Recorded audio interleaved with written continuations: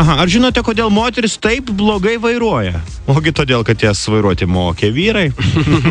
O be to jau turbūt jos kasdien ir kasmet vis geriau tą daro ir to aplenks mus, kurie taip sako, kad blogai vairuoja. Moteris sako savo vyrui, sako, žinoma, tu privalai turėti savo nuomonę ir aš ją tuoj tau papasakosiu. Savo nuomonę. Kokia yra jo nuomonė?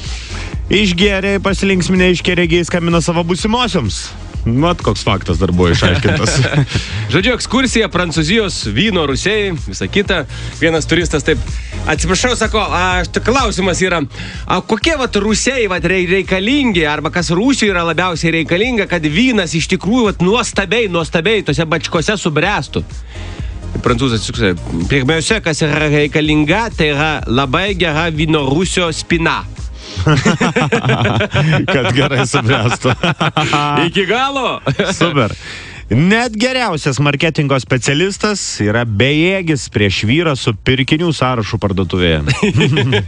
Tikrai taip. Niekur nenukreipsi. Tik tai nupirkti ir nieko kito. Šiaip geras. Sėdi vyras, moteris prie stalo, sunki situacija, gresia skyrybom.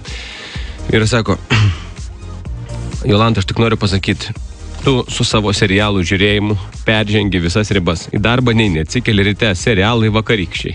Per pietį jau rodo naujus, po pietų rodo kitus. Paskui tu įsijungi užsienietiškus kanalus. Serialai.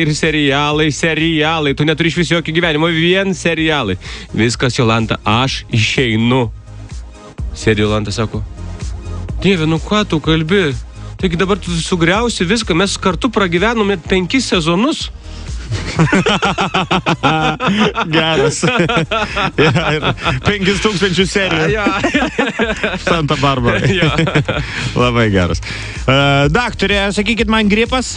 Nu taip. Kiaulių? Nu taip, kiaulių. Nes tik kiaulė galėjo kvies greitąją 4 valandą ryto turėdamas 36 ir 7. Dar vienas.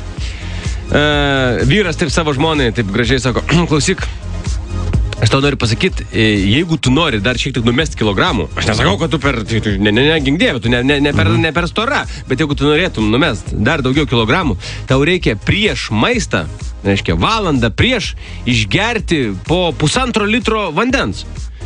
Žmona sako, nu taip, bet aš taip ir darau, sako. Ir sako, ne, aš noriu, kad tu suprastum. Tas vanduo turi būti be burokėlių, bulvių, morkų ir mėsos. Super. Ir paskutinį turiu aš. Nusprendžiau susirasti darbą. Parašiau savo gyvenimo prašymą, atsispausdinau, perskaičiau ir apsiverkiau. Nu nejaugi toks nuostabus žmogus turi dirbti.